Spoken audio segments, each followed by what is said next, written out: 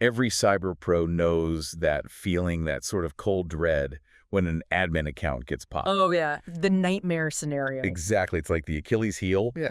And NIST's cybersecurity framework, especially those privileged access controls, they're really designed to tackle that head on. Mm-hmm.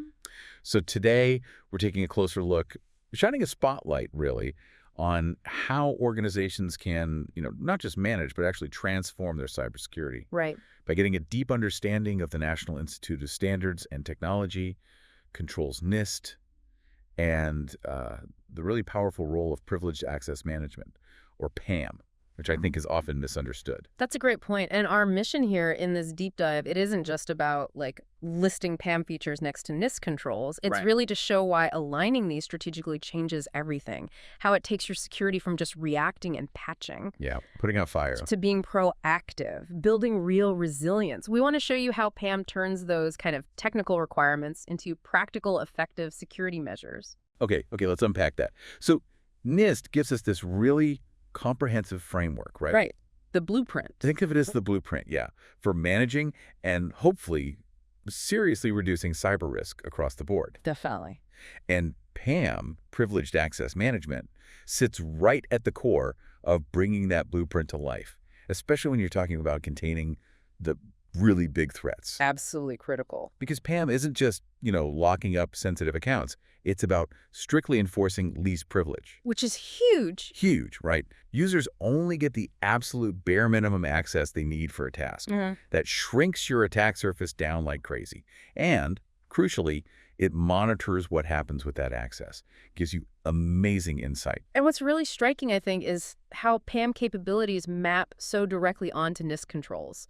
It's not just, oh, this is kind of helpful. No, it's like a direct fit. It's essential. If you don't have effective PAM, you're basically leaving these massive holes in your NIST implementation. You just are. Okay, let's get concrete then. Give us an example. Maybe peel back another layer, like NIST's AC2.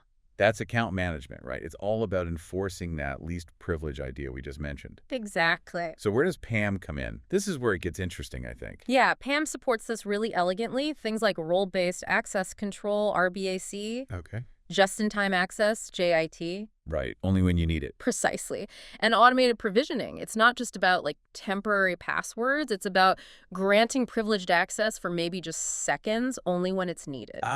So it kills that dangerous standing access. Exactly. That standing access is what attackers look for to move laterally.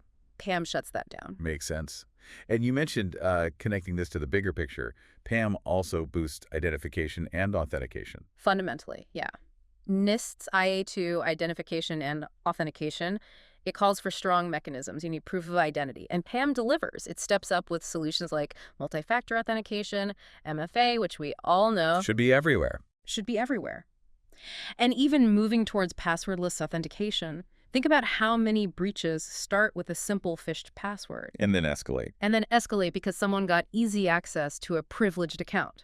PAM tries to break that chain right at the start. Okay, so it helps control who gets in and what they can access. But what about knowing what they do once they're in? Even legitimate users, auditing seems key there. Yeah. NIST AU2 audit events, right? It stresses capturing security events. Critical question, yeah. How granular does PAM get with visibility? Incredibly granular. PAM offers things like privileged session monitoring, detailed keystroke logging, even full session recording. Wow, recordings. Yeah. So if something suspicious happens, you don't just get a log entry saying user X access server Y.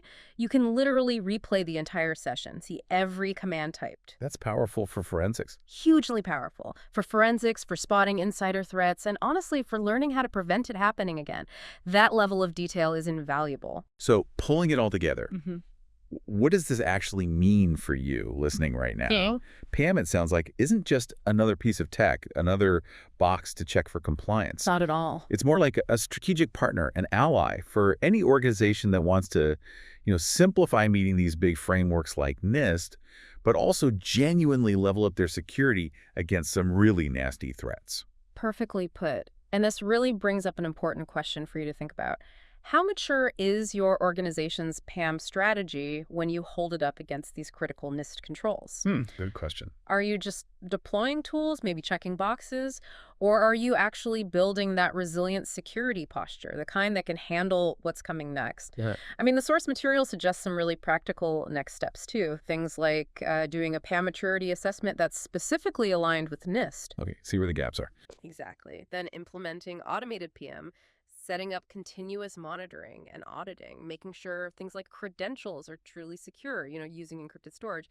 These are concrete ways to deepen that alignment and strengthen your defenses.